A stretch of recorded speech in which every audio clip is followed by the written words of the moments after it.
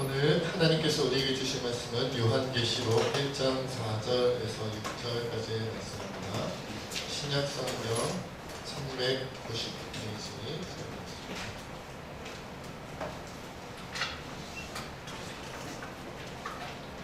요한계시록 1장 4절에서 6절까지의 말씀입니다. 한 절씩 교독하고 마지막 절 함께 읽겠습니다. 요한은 아시아에 있는 7교회에 편지하노니 이제도 계시고 전에도 계셨고 장차 오실 이와 그의 보좌 앞에 있는 7 영과 또 충만된 주님으로 죽은 자들 가운데서 먼저 땅의 인물들의 영광을 가지신 예수 그리스도로 말미암아 그와 평강이 너희에게 있기를 원하노라. 우리를 사랑하사 그의 피로 우리 죄에서 우리를 해방하시고 그의 아버지 하나님을 위하여 우리를 나라와 제사장으로 삼으신 그에게 영광과 능력이 세세토록 있기를 원하노라. 아멘. 기도하겠습니다.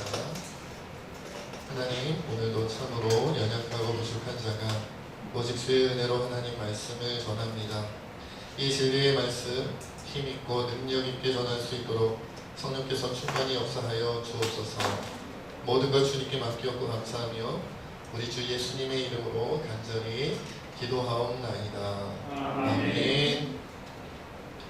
자, 오늘은 우리 장로님께서 기도 중에도 말씀하셨지만 성삼위일체 주일입니다. 아마 우리가 절기를 지키면서 성삼위일체 주일을 기억하면서 드렸던 예배가 많지는 않았던 것 같은데 적절하게 오늘 설교 본문도 그렇게 좀 정해진 게 아닌가라는 생각도 좀 듭니다. 그리고 또 말씀하신 것처럼 6월달은 호국 보훈의 달이고 어제가 현충일이었죠. 그래서 아마 6월 한 달 동안에는 그런 내용의 설교가 또 나가지 않을까 이런 생각도 듭니다. 자, 오늘 요한계시록 1장 4절부터 6절까지가 오늘 본문 말씀인데 여러분들 보셔서 알겠지만 오늘 본문은 그 소아시아 7교회, 요한계시록 앞부분이 그거잖아요. 소아시아 7교회에 대한 편지의 도입 부분이에요. 도입 부분 중에 좀 일부인데 먼저 오늘 4절, 5절 말씀은요 삼위일체 하나님에 대한 소개와 이야기가 나오고 있습니다. 우리 4절, 5절 말씀 함께 읽어보겠습니다. 시작! 요한은 아시아에 있는 7교회에 편지하노니 이제도 계시고 전에도 계셨고 장차 오실 이와 그의 보좌 앞에 있는 7 영과 또 충성된 증인으로 죽은 자들 가운데에서 먼저 나시고 땅의 임금들의 머리가 되신 예수 그리스도로 말미암아 은혜와 평강이 너희에게 있기를 원하노라. 우리를 사랑하사 그의 피로 우리 죄에서 우리를 해방하시고. 아멘. 자, 4절 5절에 보면 이제 삼위일체 하나님에 대한 소개가 나오는데 여러분 어느 부분이 어떤 소개인지 아시겠어요? 네, 아시겠는 분도 있고 잘 모르겠는 분들도 있으실 것 같아요. 저도 잘 모르겠더라고요. 네.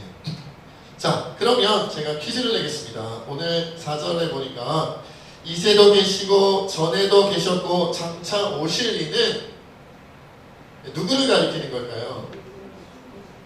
저도 처음에 읽고는 예수님에 대한 소개가 아닌가, 오신다고 하니까 오셨고 계시고 장차 오시고 막 이렇게 생각하니까. 그런데 전체 문맥으로 볼 때 4절, 5절의 전체 문맥으로 볼 때 뒷부분에 성령에 대한 소개가 나오고 마지막에 예수 그리스도에 대한 소개가 나옵니다. 그렇다면 가장 먼저 나온 이제도 계시고 전에도 계셨고 장차 오실 이는 누구일 가능성이 높을까요?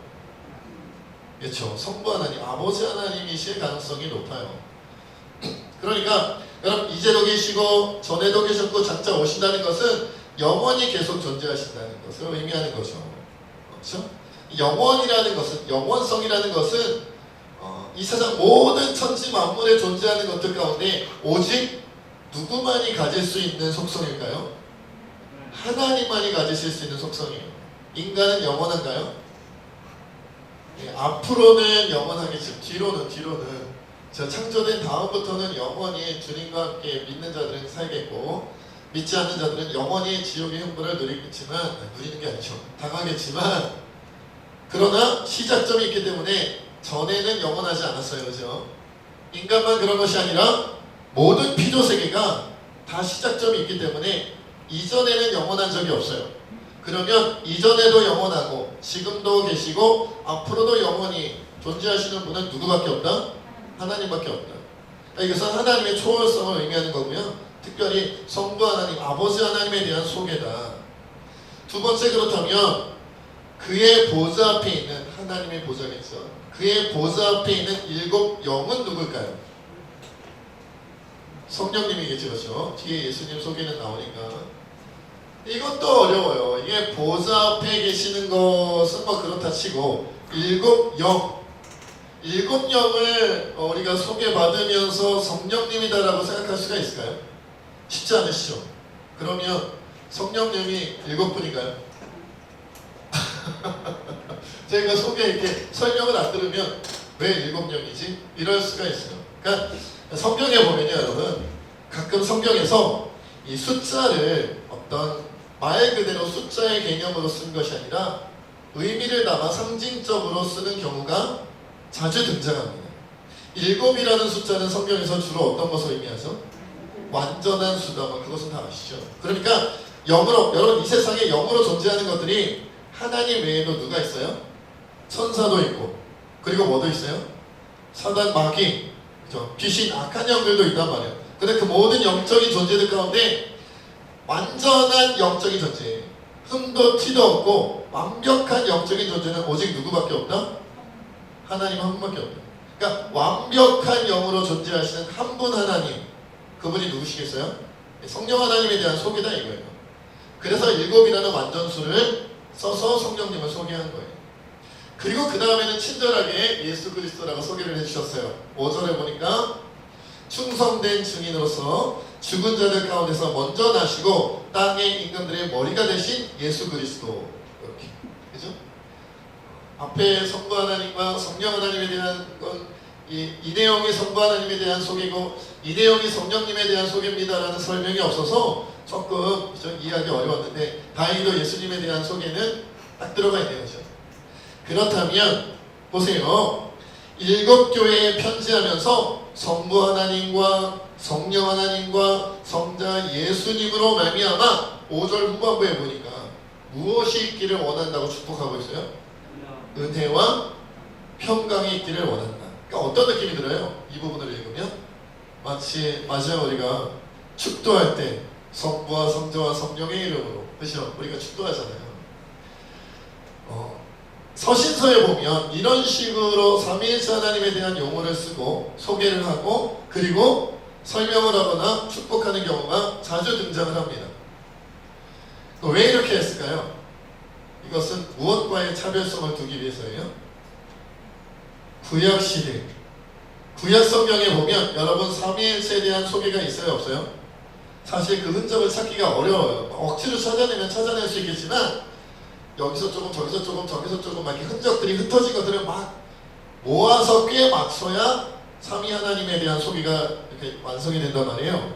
그런데 신약 성경에 와서는 아예 한 문장 안에 이렇게 이것은 성부님, 이것은 성자님, 이것은 성령님에 대한 소개를 한 세트로 묶음으로 한 문장에 넣어놓은 거예요. 이것은 뭐예요? 그러니까 지금까지 구약시대의 유대교식으로 믿었던 그런 하나님 개념에서 이제 하나님께 대한 소개가 더 발전을 했다는 거죠. 신약시대로 넘어오면서 이제는 성령님에 대하여서도 성자 예수님에 대하여서도 잘 알게 되었으니까 구약시대에는 사실 우리의 믿는 자들의 하나님의 백성의 머릿속에 하나님은 그냥 성부 하나님만 생각하지 않았겠어요? 그렇죠? 그런 개념이 많았을 건데 이제 신약시대로 넘어오면 성부 하나님과 더불어 누구도? 성자 하나님 예수님도 성령 하나님도 알게 되었고 소개받게 되었으니 이제 삼위일체 하나님의 그 주시는 은혜로 그 평강으로 우리가 축복받을 수 있게 되었다는 거죠. 자, 여러분, 우리가 신약시대를 살아간다는 것은 제가 자주 말씀드립니다만은 엄청난 축복이에요. 왜? 우리 성자 예수님도 소개받고 성령 하나님도 소개받았고 뿐만 아니라 지금도 우리와 동행하고 계시잖아요. 어마어마한 특권을 누리게 되었다. 구약에 비하면. 구약 시대에 비하면. 자, 그런데 그렇게 삼위일체 하나님에 대한 소개를 하고 그분을 통해서 그 하나님을 통해서 우리가 축복을 받고 우리가 평강을 누리게 될 것이다 라고 축복 기도를 받았는데, 그리고 나서 오늘 본문 5절 후반부에서 6절에 보면 그 삼위일체 하나님께서 예수님을 통하여 그리스도인들을 부르시고 사명을 주셨다라는 내용이 나옵니다. 제가 5절 후반부부터 6절까지 제가 읽겠습니다. 우리를 사랑하사 그의 피로 우리 죄에서 우리를 해방하시고 그의 아버지 하나님을 위하여 우리를 나라와 제사장으로 삼으신 그에게 영광과 능력이 세세토록 있기를 원하노라. 아멘 이라고 이제 말씀하고 있어요. 자, 여러분 이제 5절 6절을 보면 여기서 우리가 좀 주목해 볼 것은 6절에 있는 것처럼 그의 아버지 하나님을 위하여 우리를 무엇으로 삼으셨다? 무엇과 무엇이요? 나라와 제사장으로 삼으셨다는 표현이 나오잖아요. 그렇죠? 그래서 사실 이 개역개정판, 한글개역판 성경을 보면 나라와 제사장으로 삼으셨다고 했으니까 나라로도 삼으셨고 제사장으로도 삼으셨고 이 두 가지로 부르셔서 삼으신 것처럼 그렇게 느껴지죠. 그렇죠? 뭐 그렇다고 해서 굉장히 큰 문제가 생기는 것은 아닌데, 헬라어 원문에 의하면 이렇게 쓰여져 있다 그래요. 바실레이안 히에레이스. 바실레이안이 이제 나라가 되겠죠. 그런데 이 바실레이안 히에레이스가 연속으로 쓰여서 문자적으로만 직역을 하면 나라, 곧 제사장들이라는 의미가 된다는 거죠. 이 말은 뭐예요? 나라인데 어떤 나라예요? 곧 제사장들의 나라가 됩니다. 그러니까 나라로도 부르시고 제사장들로도 부르신 게 아니고 제사장들의 나라로 부르셨다고 하는 것이 조금 더 원문에 가까운 표현이 아닌가 하는 거죠. 그러니까 그냥 나라가 아니라 제사장들로 구성된 나라. 대단한 나라죠. 오늘날로 이것을 이렇게 조금 의미를 변화시켜 본다면 어떻게 될까요? 목사님들의 나라 정도 될까요? 장로님들의 나라 정도 될까요? 그냥 나라가 아니에요. 여러분, 나라인데 제사장들의 나라라는 건 뭐예요? 구성원이 다 뭐라는 거예요? 구성원이 다 제사장들이라는 거예요. 대단한 나라죠? 아니, 나라인데 예를 들어서 그 나라 안에 모든 사람이 다 목사야. 그 나라 안에 모든 사람이 다 장로님이야. 나라 안에 모든 사람이 다 국회의원이야. 대단한 의미잖아요. 그렇죠? 구성원 자체가 어서 이렇게 격이 다른 거죠. 격이 다른 거. 그러니까 삼위일체 하나님께서 예수님을 통하여 그리스도인들을 부르셨고 하나님의 권세를 주시고 하나님의 역사를 일으키도록 그 나라의 구성원으로 백성으로 삼아주셨는데, 그냥 나라, 그냥 백성이 아니고요, 제사장들로서의 나라. 그 백성은 다 제사장들이라는 거예요. 이것이 오늘 우리 본문 말씀에서 우리에게 알려주시는 바다. 그러니까 여러분, 예수님께서 하나님 아버지를 위하여 모든 그리스도를 부르셔서 무엇 삼았냐면 제사장을 삼으셨고요, 그 제사장들로 나라를 삼으셨다는 거예요. 그런데 여러분, 이것이 신약시대에 갑자기 툭 튀어나온 것이냐. 요즘 말로 하면 이제 아이들이 그렇게 표현하더라고요. 갑툭튀라고. 들어보셨어요? 잘 모르셔도 괜찮아요. 그 때문에 설교에 문제가 있진 않아요. 갑자기 툭 튀어나온 것이 아니에요. 사실은요, 구약시대부터 하나님의 소망이 있다면, 하나님께서 원하시는 바가 있다면 하나님의 백성들이 다 제사장과 같은 역할을 감당하고 제사장과 같은 사명 감당하기를 원하셨어요. 제가 한번 찾아보겠습니다. 출애굽기 19장 5절로 6절에 이런 말씀이 있어요. 세계가 다 내게 속하였나니 너희가 내 말을 잘 듣고 내 언약을 지키면 너희는 모든 민족 중에서 내 소유가 되겠고 너희가 내게 대하여 제사장 나라가 되며 거룩한 백성이 되리라. 너는 이 말을 이스라엘 자손에게 전할지니라. 그러니까 여러분, 하나님께서 출애굽하실 때 원래 목표가 모든 백성들을 제사장으로, 제사장과 같은 역할을 감당하는 자로, 거룩한 제사장과 같은 사명을 감당하는 자로 세우고 싶으셨다는 거예요. 이스라엘 왜 부르셨을까? 왜 선민 이스라엘을 택하시고 부르셨을까? 출애굽해가지고 가나안 땅으로 보내셨을까? 왜 그것을 하나님 백성으로 살게 하셨을까? 하나님 백성으로 산다는 게 뭘까? 그게 뭐라는 거예요? 뭐같이 사는 거예요? 제사장 같이 사는 거다.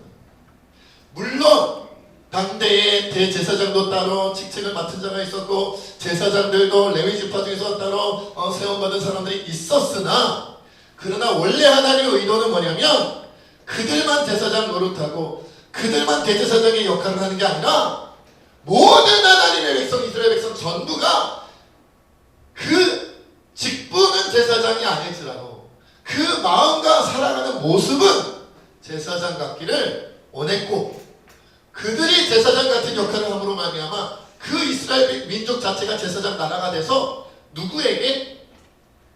이 세상 모든 사람들, 모든 나라, 모든 백성들에게 제사장의 역할을 감당하기를, 그걸 원하셨다는 거예요. 그것이 하나님의 뜻이다. 그렇다면 여러분, 제사장들은 어떤 사람들인가요? 제사장들은 어떤 사람들인가요? 제가 라이프 성경 사전에 보니까 이렇게 요약되어져 있더라고요. 성경을 근거로 해서 하나님께 제사드리고 백성에게 신앙을 지도하며 하나님의 뜻을 묻고 전달하는 사명을 맡은 자가 누구다? 제사장이다. 그들이 제사장이다. 그러니까 세 가지를 말하고 있죠. 뭐 하는 사람이다? 하나님께 뭐 드린다? 제사드리고. 두 번째는 뭐예요? 백성에게 신앙을 지도하고. 세 번째는 뭐예요? 하나님의 뜻을 묻고 전달하는 사명을 맡았다. 이게 제사장이다. 여러분, 그렇다면 이것이 그러면 신약 성경, 이 신약의 시대로 넘어오면 어떻게 됐냐? 이것도 역시 이 사전에 소개를 하고 있어요. 제가 한번 소개를 하겠습니다. 한편 성경은 구약의 제사장 제도는 신약에서 영원하고 유일한 참 대제사장이신 그리스도의 모형에 불과하다고 가르친다. 그리고 예수님의 은총을 힘입어 하나님 앞에 직접 나아가 예배드리는 성도는 모두가 왕같은 제사장이라고 가르친다. 그 소개하고 있어요.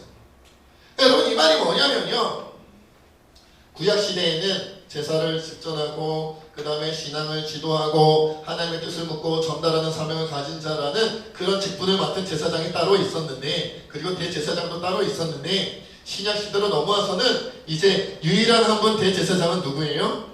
예수님. 그리고 대제사장을 도와 하나님 나라의 일을 감당하는 나머지, 그렇죠? 대제사장 밑에서 보좌하는 제사장들은 누구예요? 모든 그리스도인들이라는 거예요. 모든 그리스도인들. 여러분이 무슨 역할을 해야 된다? 제사장 역할을 하는 거예요. 목사는 예배를 인도하고 설교를 전하고 성경을 가르치는 역할로서의 제사장이고요. 여러분들 가운데 목장장들은 목장원들을 관리하고 목장원들에게 말씀을 전하고 목장원들을 케어하는, 돌보는 그런 역할을 맡은 제사장이고, 주일학교 교사는 주일학교 아이들, 교회학교 아이들을 신앙으로 케어하고 신앙으로 가르치는 그런 역할을 하는 제사장이고, 성가대는, 찬양팀은, 식당 봉사하는 분은, 청소하는 분은, 방역을 감당하는 분은 그 역할을 감당하는 제사장이라니까요. 오늘날 우리는 어떻게 생각해요? 목사님은 뭐 같아요? 뭐 같아요? 이렇게 죄송한데. 목사님은 제사장 같죠? 네. 저도 제사장 같지 않군요.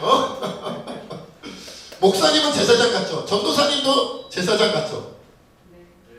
잘생긴 제사장, 예쁜 제사장 이렇게. 그런데 여러분들은요? 여러분 스스로 제사장 같다고 생각하세요? 나는 제사장 같은 역할을 해야 된다고 생각하세요? 아니, 지금까지 내가 제사장 같은 역할을 해왔다고 생각되세요? 아니라면 여러분은 구약시대에 머물러 있는 거예요.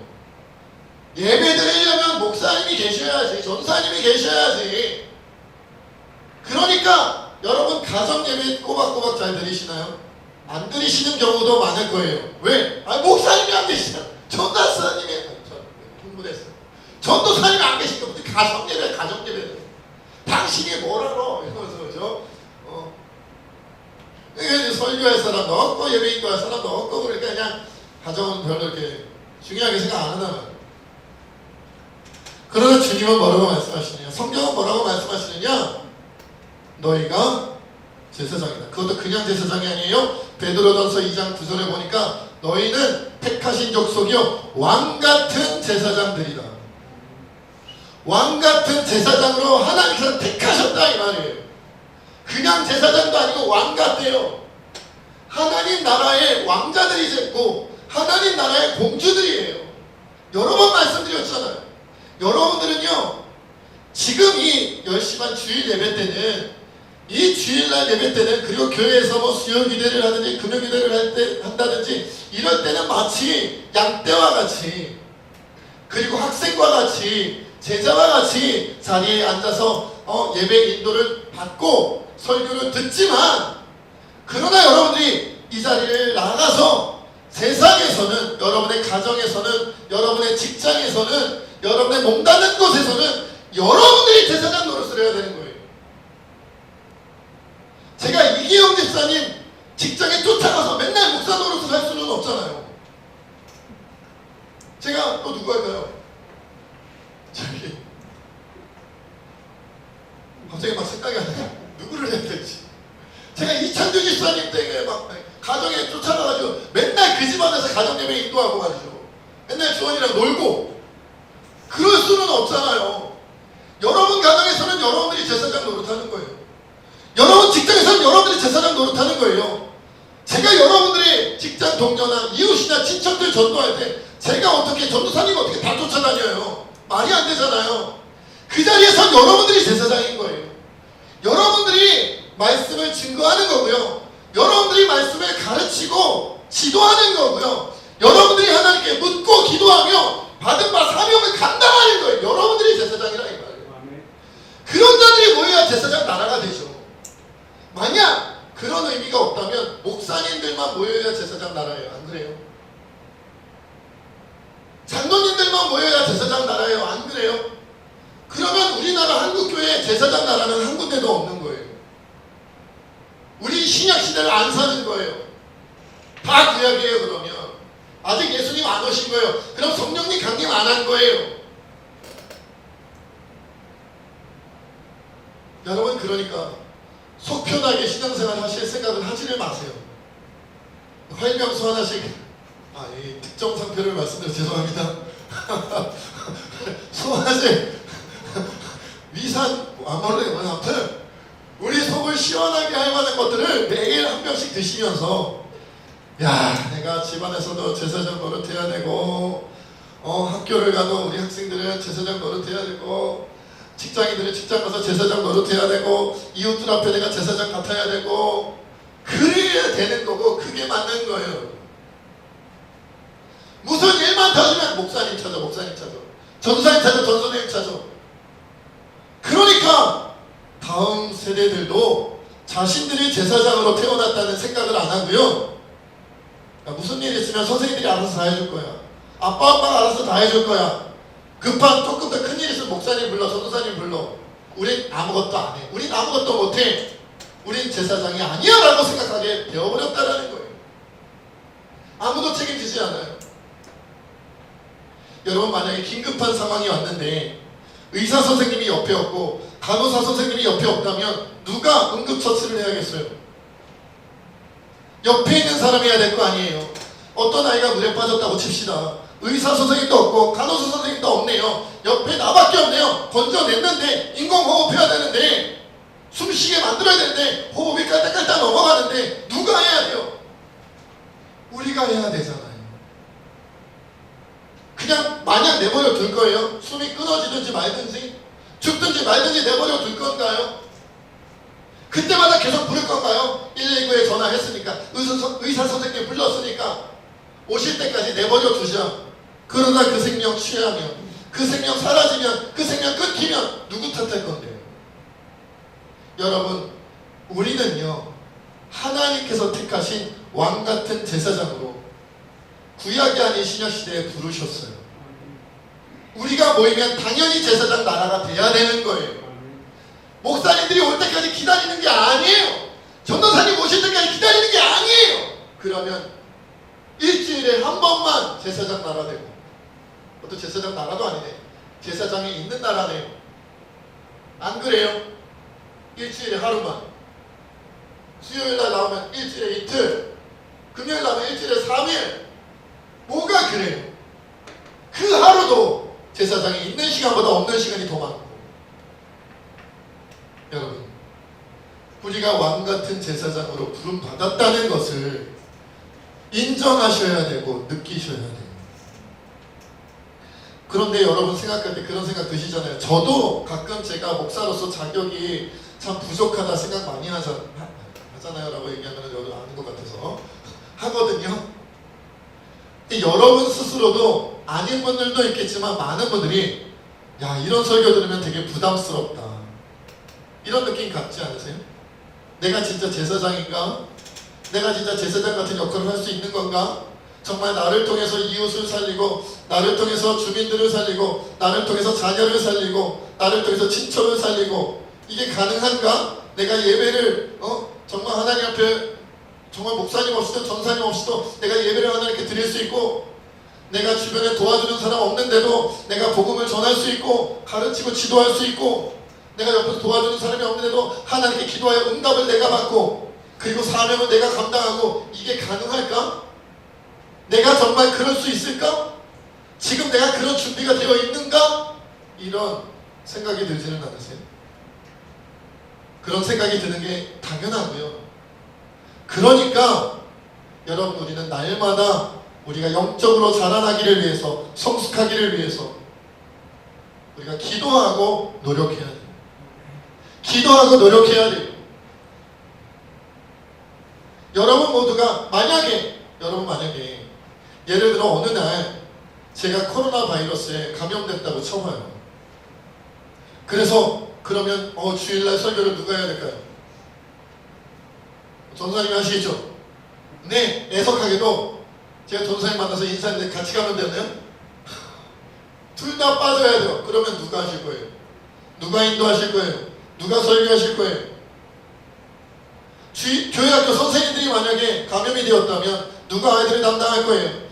목장장이 감염이 되었다면 그 목장들 누가 책임지고 누가 감당할 거예요? 모두가 준비된 제사장이라면 누구라도 할 수 있어요. 원활하게 할 수 있어요. 어떻게라도 할 수 있어요. 그러나 준비된 제사장으로 되어져 있지 않다면 한 사람이 빠져나갈 때마다, 한 사람이 제 역할을 감당하지 못할 때마다 그 공동체는 하나님 나라가 될 수 없고 제사장 나라가 될 수 없고 하나님 나라의 역사를 일으킬 수가 없게 되는 거예요. 주님은 우리를 그렇게 부르시지 않았어요. 준비되셔야 돼요. 안 되셨다면 지금부터 하셔야 돼요. 어떤 목사님이 이런 체험담을 글에 소개를 했길래 좀 소개를 하도록 하겠습니다. 7년 전에 어떤 사장님을 만났다는 이야기입니다. 이 사장님께서 성도님이라 안 부르고 사장님이라고 불렀어요. 어떤 큰 교회 집회에 갔다가 불같은 성령 체험을 해요. 불 받았다 막 이러잖아요. 너무 뜨거워지고 막 눈물도 펑펑 쏟고 막 은혜를 받은 거죠. 근데 안타깝게도 이 사장님께서 그 한 번만 뜨거운 불같은 성령 체험을 하고 그 다음부터는 어떤 집회를 가든 어떤 예배를 가든 이 불같은 성령의 역사를 체험을 못했다는 거죠. 안타까운 거예요. 그래서 이 목사님을 찾아와서 이렇게 하소연했대요. 목사님 제가 7년 전에 아무개 집회에 가가지고 뜨거운 불 받는 것 같은 경험을 하고 성령 체험의 뜨거움을 경험을 했는데 그 이후로 불이 식어버렸고 꺼져버린 것만 같습니다. 다시는 7년 전에 그런 것과 같은 경험을 예배에도 집회에도 경험해보지를 못했습니다. 어떻게 하면 좋습니까? 너무 답답합니다. 제가 아무리 사업이 바빠도 다시 그런 불같은 성령 체험을 할 수만 있다면 그런 경험을 할 수 있다는 곳에 제가 집회도 쫓아가고 예배도 쫓아가고 그냥 곳곳마다 쫓아가는데 그런데도 회복이 안 됩니다. 이게 하소연하는 거예요. 그러자 목사님께서 이 사장님께 이렇게 질문을 하나 했습니다. 사장님, 제가 하나 물어봅시다. 그러면 7년 전 뜨거운 체험을 하고 성령 받으신 후에 무슨 일을 하셨습니까? 근데 사장님이 대답합니다. 당연히 하나님께 감사드리고 기뻐했죠. 그러자 이렇게 얘기를 합니다. 목사님이 당연히 감사하고 기뻐하고 그건 은혜 받았으니까 당연한 거고요. 생활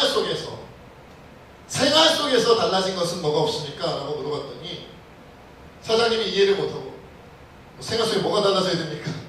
무슨 말씀을 하시는 건가요? 다시 물었어요. 그러자 목사님이 이렇게 대답을 합니다. 사장님, 은혜 받고 성령 받은 다음에 불같은 체험을 한 다음에 회사 종업원들에게 더 대우를 잘해주고 옛날에 탈세하던 것들 지금은 안 하고 종업원 휴가도 잘 보내주고 제품도 진실되게 만들고 그런 일을 하셨습니까? 라고 물어봤다.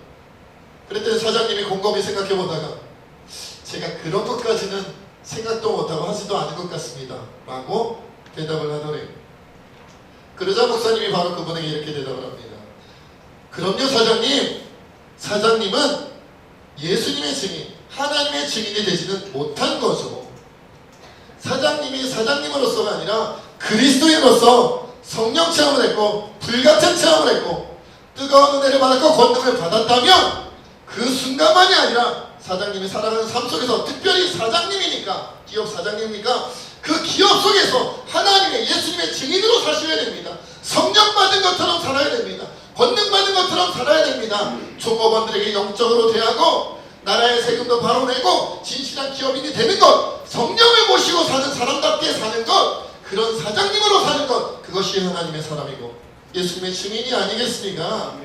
자기가 있는 기업에서, 자기가 사는 가정에서, 자기가 사는 삶 속에서 마치 순교한다는 각오와 그런 심정으로 살아가는 것, 손해보더라도 진실되게 일하고 남이 욕하더라도 진리대로 기업을 운영하는 그런 사장님 되는 것이 성령 받고 불 받고 은혜 받은 자가 살아가야 할 모습입니다. 그렇게 되지 않는다면 은혜 받아 뭐합니까? 그렇게 되지 않는다면 성령 충만 받아 뭐합니까? 불같은 체험을 해봐야 뭐합니까? 라고 말씀하셨다는 거예요. 여러분, 제사장과 같은 역할을 하고 싶지 않다면요, 심하게 말씀드리면, 아주 심하게 말씀드리는 거예요.